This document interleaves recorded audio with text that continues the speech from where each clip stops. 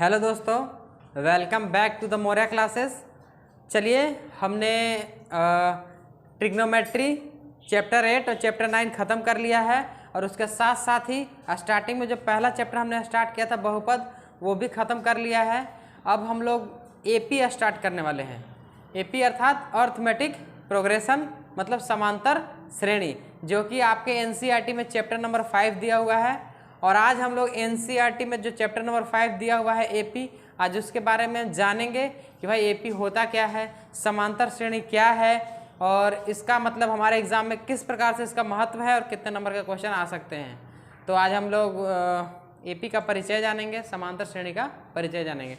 तो चलिए आइए हम लोग इसको कंटिन्यू करते हुए इस श्रेणी को और आगे चलते हैं।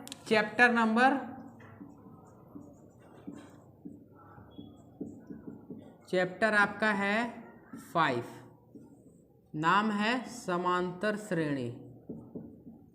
समांतर श्रेणी अर्थात अरिथमेटिक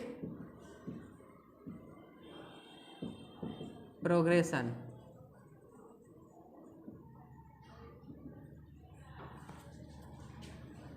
ठीक है, थोड़ी इंग्लिश वीक है लेकिन उतनी भी वीक नहीं है, काफ़ी है।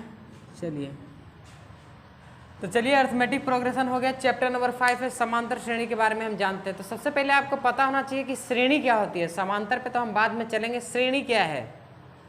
श्रेणी मतलब होता है कि कोई भी क्रम को हम श्रेणी कह सकते हैं। जैसे एक के पीछे एक लगने वाली श्रेणी, ठीक है।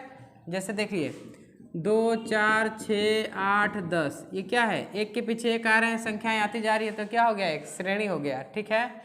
चाहे कुछ भी हो गया, 8 10 12 14, ठीक है, या फिर 2 8 15 17, मतलब जो भी हो, ये सब क्या होता है? ये सब श्रेणी है। ऊपर से भी ले सकते हैं 3 4 8, ठीक है। क्या बोलते हैं इसको? ऊर्ध्वाधर या ऊर्ध्वाधर भी कह सकते हैं और क्या कह सकते हैं इसको? क्षैतिज भी कह सकते हैं, ठीक है। तो श्रेणी आप लोग समझ गए होंगे, लेकिन हमको पढ़ना है समांतर श्रेणी। समांतर श्रेणी किसे कहते हैं? चलिए देखिए, एक एग्जाम्पल लेते हैं, इसके थ्रू हम लोग समझेंगे कि समांतर श्रेणी क्या है। श्रेणी आप में समझ गए होंगे कि एक के पीछे एक आने वाले जितने भी अंक संख्याएं रहती है वो एक श्रेणी में रहती है, मतलब एक लाइन में अगर है तो वो मतलब एक श्रेणी में है। और हम लोग अब पढ़ रहे हैं समांतर श्रेणी। तो समांतर श्रेणी को हम लोग कैसे पहचानेंगे? सपोज दैट मानिए कि आपको कोई श्रेणी दिया हुआ है 2 4 6 8। आपको देखना है कि इस श्रेणी में क्या समान अंतर है। अगर अंतर समान है, देखिए यहाँ पे भी अंतर 2 का है, यहाँ पे भी 2 का है, यहाँ पे भी 2 का है, अर्थात +2 का है, मतलब 2 बढ़ रहा है। तो हमारा क्या है? अंतर हमेशा समान चलता जा रहा है और ये श्रेणी आगे तक चलती जा रही है, मतलब ये क्या है? हमारा समांतर श्रेणी में है। जैसे कि एक और एग्जाम्पल अगर हम लेके चलते हैं 3 7 11 15 डैश डैश डैश, और यहाँ पे अगर हम अंतर करते हैं तो यहाँ पे देखिए +4, यहाँ पे भी +4 और यहाँ पे भी +4। तो ये भी हमारा किस में होगा? ये भी हमारा समांतर श्रेणी में होगा। सपोज दैट एक क्वेश्चन और दे लेते हैं एग्जाम्पल पे, 15 12 9 8 9 के बाद 6 और 3। यहाँ पे देखिए, यहाँ पे भी 3 घट रहा है, यहाँ भी 3 घट रहा है, यहाँ भी 3 घट रहा है, यहाँ भी 3 घट रहा है, मतलब समान घट रहा है। तो ये भी क्या चीज़ होगा हमारा? ये भी हमारा समांतर श्रेणी में होगा। मतलब कुल मिला के इन 3 एग्जाम्पलों से आपको ये बात तो एकदम समझ में आ गई होगी कि समांतर श्रेणी वह श्रेणी है जिसमें मतलब दो क्रमागत संख्याओं के बीच में अंतर क्या होता है? सेम होता है। दो क्रमागत मतलब क्रम से आने वाले इन 2 संख्याओं के बीच में अंतर क्या है? समान है। कोई भी 2 क्रमागत संख्याएं ले लेते हैं तो इन दोनों के बीच में अंतर क्या है? देखिए समान है, ठीक है। तो अगर आपसे कोई पूछे कि समांतर श्रेणी की परिभाषा क्या है, ठीक है, अगर कोई ऐसे ही पूछ ले आपसे, 1 नंबर में भी अगर क्वेश्चन भी पूछता है कि समांतर श्रेणी किसे कहते हैं, ठीक है, तो हम इसका परिभाषा क्या लिख सकते हैं? संख्याओं का ऐसा क्रम या अनुक्रम, क्रम या अनुक्रम या फिर श्रेणी, ठीक है। संख्याओं का ऐसा क्रम, इसे हम क्रम भी बोलते हैं, अनुक्रम भी बोलते हैं, श्रेणी भी बोलते हैं, ठीक है। तो संख्याओं का ऐसा क्रम, अनुक्रम या श्रेणी जिसमें क्या हो, जिसमें क्रमागत, क्या कह सकते हैं, क्रमागत कह सकते हैं, क्रमागत दो, इसको इरेज करते हैं, पहले डेफिनेशन देख लेते हैं अच्छे से। क्रमागत दो पदों का अंतर, क्रमागत दो पदों का अंतर क्या हो, समान हो, ठीक है। अब देखिए हम क्या लेके चल रहे हैं, ये एपी का क्या है, परिभाषा है, डेफिनेशन है। समांतर श्रेणी का क्या है, परिभाषा है ये, कि संख्याओं का ऐसा क्रम, ये संख्याएं हैं, संख्याओं का ऐसा क्रम या अनुक्रम या श्रेणी जिसमें क्रमागत दो पदों का अंतर क्या हो, समान हो। क्रमागत दो पदों का अंतर क्या हो, समान हो। तो आप देख रहे हैं कि हम लोग एग्जाम्पल से हम लोगों ने परिभाषा क्रिएट कर ली है। तो ऐसा कोई भी श्रेणी या कोई भी क्रम या कोई भी अनुक्रम जिसमें क्रमागत दो पदों का अंतर समान रहता है, उसे हम क्या कहते हैं, समांतर श्रेणी कहते हैं। तो चलिए आइए इसको कुछ पदों को जानते हैं जो हमारे इस चैप्टर में हमको काम आने वाले हैं, ठीक है। सपोज दैट, एक एग्जाम्पल हम लेके चलते हैं, एग्जाम्पल से अच्छे से समझ में आएगा। जो स्टार्टिंग में हमने लिया था 2, 4, 6, 8, 10 डैश डैश डैश आगे चलता जाएगा। तो इसमें जो पहला होता है, पहला वाला जहाँ से क्रम या श्रेणी या अनुक्रम जो है हमारा स्टार्ट होता है, इसे हम बोलते हैं प्रथम पद, प्रथम पद। अब इसे हम ए से डिनोट करते हैं या फिर A1 भी बोल सकते हैं, कोई दिक्कत नहीं है, A या A1। और जो दूसरा रहेगा इसे क्या कहेंगे हम, A2, ठीक है। आप लोग अच्छे से समझ रहे होंगे, इसको क्या कहेंगे, A3। इसी प्रकार अगला पद को क्या कहेंगे, A4, अगला पद को A5, ठीक है। अब इसी प्रकार आते जाएगा और पद बढ़ते जाएगा और नंबर भी बढ़ते जाएगा। बहुत बार इसको हम T1, T2, T3, T4 और T5 और डैश डैश डैश डैश भी, मतलब आगे T1 A1 या T1 कह सकते हैं, A2 या T2 भी कह सकते हैं। किसी में T भी बोल देता है, कोई A भी बोल देता है। तो चलिए जो आपको मर्जी हो आप बोल सकते हैं, A1 T2, ठीक है, A1 T1 A2 T2 जो भी हो गया, ठीक है। चलिए तो आप एक प्रथम पद समझ गए होंगे। प्रथम पद को हम क्या कहते हैं, फर्स्ट प्रथम पद ये हो गया आपको, या फिर ये हो गया, ठीक है। अब दूसरा चीज़ क्या हमको इसमें याद रखने की जरूरत है कि दो संख्याओं के बीच का अंतर, क्रमागत दो पदों के बीच का जो अंतर है इसे हम क्या कहते हैं, तो क्रमागत दो पदों के बीच के अंतर को हम कहते हैं सार्व अंतर, सार्व अंतर, ठीक है। कॉमन डिफरेंस इंग्लिश में कहेंगे, ठीक है। तो सार्व अंतर, और इसे हम डिनोट करते हैं डी से, डी का मतलब डिफरेंस होता है, और इसे हम डी से मतलब डिनोट करते हैं या प्रदर्शित करते हैं डी से, क्या कहेंगे, सार्व अंतर, ठीक है। तो प्रथम पद समझ गए, सार्व अंतर समझ गए। और एक आता है अंतिम पद, एक बोलता है अंतिम पद, ठीक है। जैसे ये आता जा रहा है, आता जा रहा है, एन तक अगर चला जाता है, एन तक चला जाता है, तो इधर भी हम आते जाएंगे, लास्ट में कौन सा पद होगा हमारा, एन। इधर भी आता जाएगा, यहाँ पे कौन सा पद हो जाएगा, टीएन। तो इसको हम क्या कहते हैं, अंतिम पद।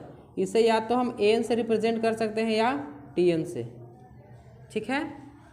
तो इसमें यहाँ तक तो किसी को कोई प्रॉब्लम नहीं होगा। तो चलिए आगे चलते हैं। अब इन तीन चीज़ों को लेके आपको एक फॉर्मूला क्रिएट बनाने वाले हैं हम लोग। चलिए आइए देखते हैं उसको। सार्व अंतर समझ गए होंगे। चलिए यहाँ पे हम लिख देते हैं, याद रहेगा आप लोगों के। फिर उधर हम एक फॉर्मूला बना के बताते हैं। सार्व अंतर, इसे हम क्या कहते हैं, डी। और अंतिम पद, अंतिम पद इसे क्या कहते हैं, ए एन या टी एन, ठीक है। चलिए इसको इरेज करते हैं और फॉर्मूला हम लोग निर्माण करने का प्रयास करते हैं। अगर आप देख रहे होंगे कि अगर प्रथम पद, इन दोनों के बीच का अंतर भी डी है, इन दोनों का बीच का अंतर भी डी है, इन दोनों का बीच का अंतर भी डी है, मतलब हम क्या कह सकते हैं कि अगर आपको d का मान निकालना हो, अगर आपको d का मान निकालना हो, चलिए यहाँ देखिए, अगर आपको d का मान निकालना हो तो क्या हम बताएं कि क्रमागत दो पदों का अंतर। तो क्रमागत दो पदों का अंतर कहने का मतलब क्या है? क्रमागत दो पदों का अंतर मतलब या तो हम a2 में से a1 घटा देंगे, या फिर ऐसे भी कह सकते हैं कि t2 माइनस t1 कर सकते हैं, या फिर a3 में से a2 घटाएंगे, या t3 में से t2 घटाएंगे, या फिर a4 में से a3 घटाएंगे, या फिर इसको भी हम क्या लिख सकते हैं t4 माइनस t3। मतलब कि जस्ट अगले पद में से पिछले पद को घटाना है, चाहे कहीं से भी आप ले लें। सपोज दैट यहाँ ले लेते हैं, तो अगर 8 में से 6 घटाएंगे, ठीक है, तो चौथे पद में से तीसरा पद हम लोग घटाए हैं, तो यहाँ भी d का वैल्यू ही आएगा। तीसरे में से दूसरा भी घटा देंगे तब भी d का वैल्यू आएगा। मतलब हम क्या कह सकते हैं कि क्रमागत दो पदों का अंतर ही क्या है? सार्व अंतर है या कॉमन डिफरेंस है। तो इसको देख के आप एक चीज़ का अंदाज़ा लगा सकते हैं कि यदि हम ये तो प्रथम पद है ही, अगर हमको दूसरा पद निकालना हो तो पहले पद में अगर हम d जोड़ देते हैं तो हमारा क्या आ जाएगा? दूसरा पद आ जाएगा। अगर तीसरा पद हमको निकालना हो तो पहले पद, यहाँ पे एक d का अंतर, यहाँ पे 2d का अंतर, मतलब 1d और 2d। तो तीसरा पद निकालने के लिए a प्लस 2d, ठीक है, कोई दिक्कत नहीं होगा। तीसरा पद निकालने के लिए हमने क्या किया? a plus 2d। पहला पद तो आपका a है, दूसरा पद a प्लस d करेंगे तो a2 का मान आएगा। a3 निकालना होगा तो a प्लस 2d करना पड़ेगा, क्योंकि यहाँ भी d का डिफरेंस है, यहाँ भी d का डिफरेंस है। तो तीसरा निकालने के लिए a में d और d ऐड करना पड़ेगा, ठीक है। अब आगे चलते जाइए। अगर चौथा पद निकालना होगा तो a प्लस 3d, चौथा पद निकालना होगा तो क्या करेंगे? a प्लस 3d, क्योंकि यहाँ भी d, यहाँ भी d और यहाँ भी d, 1 2 3d जोड़ेंगे तब भी चौथा पद आएगा। मतलब पहले पद में अगर हम 3d जोड़ देते हैं तो चौथा पद आपको निकलता है। अगर आपको पांचवा पद निकालना होगा तो a प्लस के 4d, ठीक है। समझते जा रहे होंगे आप लोग। मेरे कहने का मतलब सिर्फ इतना सा है कि अगर हम पहला पद निकालते हैं तो a का a ही रहेगा। दूसरा पद निकालने के लिए a प्लस d, मतलब सार्व अंतर, पहले पद में अगर जो अंतर है उसको जोड़ देंगे तो दूसरा पद निकलेगा। पहले पद में अगर 2d सार्व अंतर का दुगना जोड़ेंगे तो मतलब तीसरा पद निकलेगा। अर्थात आप क्या देख सकते हैं कि अगर हमने a2 का मान निकालना होगा तो a प्लस d, मतलब कि इससे कम d है। हमको अगर a3 निकालना था तो a प्लस के 2d, मतलब 3 से एक कम d है। आप देखते जाइएगा, ऐसे ही फॉर्मूला क्रिएट होगा। अगर a4 हमको निकालना होगा तो a प्लस के 3d, आप देखते जाइए, a4 t4 जो भी है, चौथा पद निकालना था तो a प्लस के 3d। इसी प्रकार हमको अगर पांचवा पद निकालना होगा a5 तो a प्लस के 4d, ठीक है। अगर इसी क्रम में हम चलते जाएंगे और अगर हमको nवां पद निकालना होगा तो nवां पद, तो यहाँ से एक कम d लेके चलना है। बाकी a तो सब में कॉमन है, इतना तो आपको समझ में आ रहा होगा। तो a तो सब में कॉमन है और d जो है इससे एक कम लेना है। मतलब यहाँ पे क्या लेंगे? n से एक कम d लेंगे, ठीक है।